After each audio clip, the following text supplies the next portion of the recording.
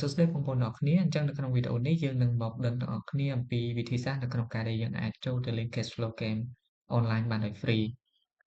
ជាទូទៅដើម្បីអាចចូលទៅលេងហ្គេមនេះបានតម្រូវយើងចូលទៅក្នុង website Rich Dad ឬក៏យើងអាចចូលនៅក្នុងក្រមហើយយើងវាយពាក្យថា Classic Cashflow Game បាទអញ្ចឹងនៅពេលដែលយើងវាយពាក្យថា Classic Cashflow Game វានឹងចេញផ្ទាំងមកបែបនេះហើយយើងអាចចូលទៅក្នុង website នេះឬក៏ចុចនៅកន្លែងនេះ នៅពេលដែលយើងចូលមកក្នុង website Rich Dad វានឹងបង្ហាញផ្ទាំងបែបនេះជាទូទៅដើម្បីអាចចូលទៅលេងហ្គេមនេះបានបើសិនជាក្នុងករណីបងប្អូនអត់ធ្លាប់ចូលលេងទេវានឹងបង្ហាញផ្ទាំងពីរនេះមក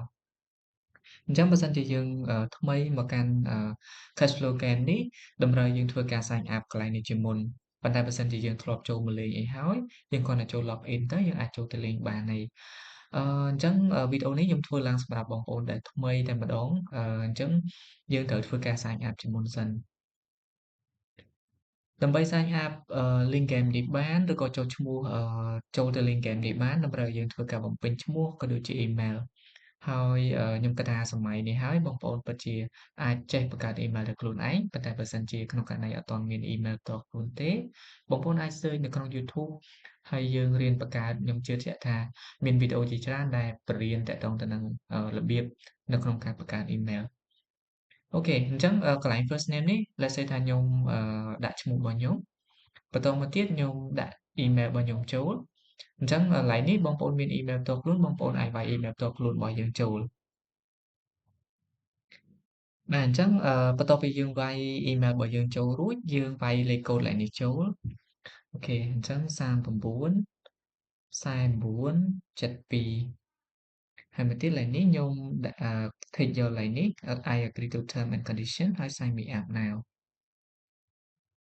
បាទអញ្ចឹងសូមបងប្អូនចាំបន្តិចវាកំពុងតែ register ហើយអញ្ចឹងកន្លែងនេះគេមានន័យថាគេ agree អីអរគុណច្រើនសម្រាប់ការចុះឈ្មោះអញ្ចឹងមុននឹងយើងអាច access account របស់យើងបានអឺយើងត្រូវចូលទៅ confirm ទៅក្នុង email របស់យើងសិនអញ្ចឹងទីមួយគេឲ្យយើងចូលទៅក្នុង email របស់យើងបន្ទាប់មកទៀតយើងចុច confirm ជាមួយនឹង link ហើយយើងអាចចូល link បានហើយអញ្ចឹងback មក email របស់ខ្ញុំសិន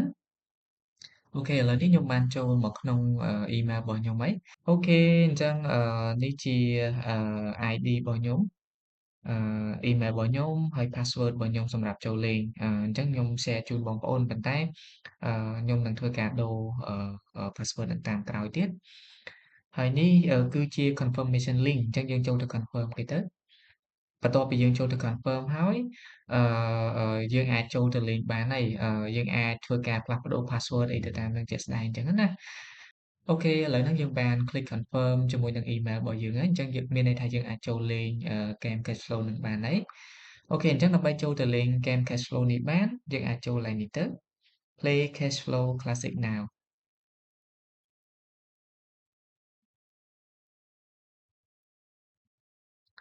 អូខេអ៊ីនធឺណិតរៀងយឺតបន្តិចបងប្អូន